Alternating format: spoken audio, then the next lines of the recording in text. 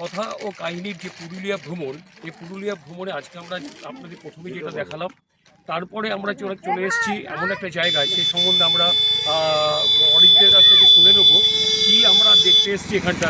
অরিজিৎ, আমরা এখানে যেটা তুমি দেখাতে নিয়ে এসছো সেটা সম্বন্ধে যদি একটু কিছু বলো।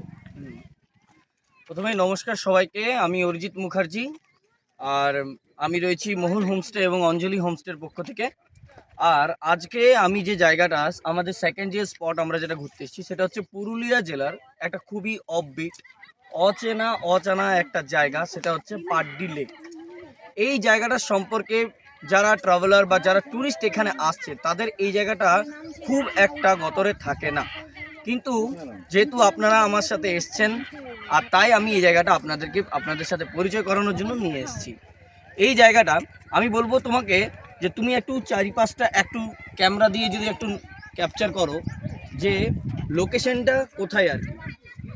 এটা হচ্ছে পাড্ডি লেক, যেটা মাঠা পাহাড় বা অযোধ্যা পাহাড়ের বিভিন্ন রেঞ্জকে জুড়ে নিয়ে একটা প্রাকৃতিক, একটা নৈসর্গিক সৌন্দর্যের মাধ্যমে একটা গড়ে ওঠা একটি জায়গা, যেখানে দেখতে পাচ্ছ তোমরা এখানে জলরাশি। এই জলরাশিটা বৃষ্টির জলে এবং প্রাকৃতিকভাবে এখানে জমা হয়েছে। আর আগামী সময়ে এই জিনিসটাকে আরও বৃদ্ধি করার জন্য বিভিন্ন ধরনের প্রকল্প বা বিভিন্ন ধরনের কার্যকলাপ করার সিদ্ধান্ত নেওয়া হয়েছে, কিন্তু এখনও সেটা কার্যকরী হয়নি। কিন্তু অ্যাট প্রেজেন্ট এই জায়গার জলকে যদি আমরা বলি যে কীভাবে ইউজ করা হচ্ছে, তাহলে সাধারণ মানুষ বা আশেপাশে যে সমস্ত আঞ্চলিক মানুষজন আছে, তারা সেচ কাজ, বিভিন্ন ড্রেনেজের মাধ্যমে এই সমস্ত জল ইউজ করে নিয়ে তারা নিজস্ব কৃষি এবং ক্ষেত বাড়ির মধ্যে কাজে লাগাচ্ছে, এবং সেখান দিয়ে তারা একটা সুন্দর একটা জীবনযাপনের একটা পথ খুঁজে পাচ্ছে। প্রথমত তো এই সমস্ত একটা সুন্দর জায়গা, এরকম চারিদিকে পাহাড়ের ঘেরাঘাটার মতন জায়গাতে এইরকম একটা লেক, এটা সব সময় একটা ট্যুরিস্ট বা বিভিন্ন ধরনের ট্রাভেলারদেরকে আকৃষ্ট করে, কারণ এটার সৌন্দর্য যা সত্যি একটা প্রশ্নদিত একটা জিনিস, যেটা সবাইকে মনোমুগ্ধ করে।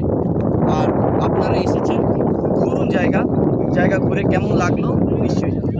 এটা তুমি তো বললে প্রাকৃতিকভাবে সৃষ্টি হয়েছে, হ্যাঁ, তাই তো? মানে এটা পাহাড়গুলোর মাঝখান দিয়ে যে জলগুলো বয়ে আসে, সেইগুলো পড়ে এইটা তৈরি হয়েছে। হ্যাঁ, আচ্ছা, এটা তৈরি হতে কত মানে কিরকম সময় লেগেছে তোমার মনে হয়? এটা দেখুন, আমরা আমাদের ছোটোবেলার সময়, যখন আমরা খুব ছোট ছিলাম, তখন এই সমস্ত জিনিসের সম্পর্কে আমরা খুব একটা নাম শুনিনি, কিন্তু ধীরে ধীরে যখন আমরা বড় হই, তখন আমরা আমাদের অযোধ্যা পাহাড়ের বিভিন্ন অফবিট স্পট, যে সমস্ত জায়গাগুলো আমাদের জানা ছিল না, সেগুলো আমরা ধীরে ধীরে জানতে থাকি। আর এইটা হচ্ছে তার মধ্যে আরেকটা, বিভিন্ন ধরনের বিভিন্ন সময় বিভিন্ন ওয়েদার কন্ডিশনে বৃষ্টির জল বা বিভিন্ন ধরনের বান বা হড়কা বান, বিভিন্ন ধরনের কথা আপনারা শুনেছেন, যেটা অযোধ্যা পাহাড় বা এই সমস্ত মাউন্টেন এরিয়ায় খুবই সাধারণ ব্যাপার। সেই সমস্ত জলের মাধ্যমে জল জমা হয়ে পাড্ডি লেক তৈরি হয়েছে। তাহলে আপনারা অরিজিতের কাছে শুনলেন এই পাহাড়টার থেকে যে জল গড়িয়ে ধীরে ধীরে এইখানে যে একটা পুকুরের মতো বা লেকের মতো সৃষ্টি হয়েছে, সেটা সম্বন্ধে শুনলেন। এবার কারা আমাদের সঙ্গে এসছেন তাদের সঙ্গে একটু আপনাদের পরিচয় করিয়ে দিই। আর দেখতে পাচ্ছেন এখানে অনেকেই এসছেন যে বৃদ্ধ মানুষকে দেখতে পাচ্ছেন। আপনার নাম কি? আপনি এখানে এসে কেমন লাগছে আপনাকে পুরুলিয়া?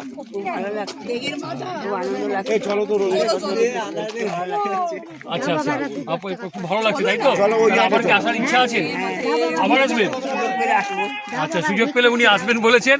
তা আমরা এখানেই আরো জিনিস আছে, সেগুলো দেখতে থাকি। আমরা ভবিষ্যতে আরো কিছু দেখাবো আপনাদের, এই আশা রেখে এখনকার মতো ভিডিও শেষ করলাম।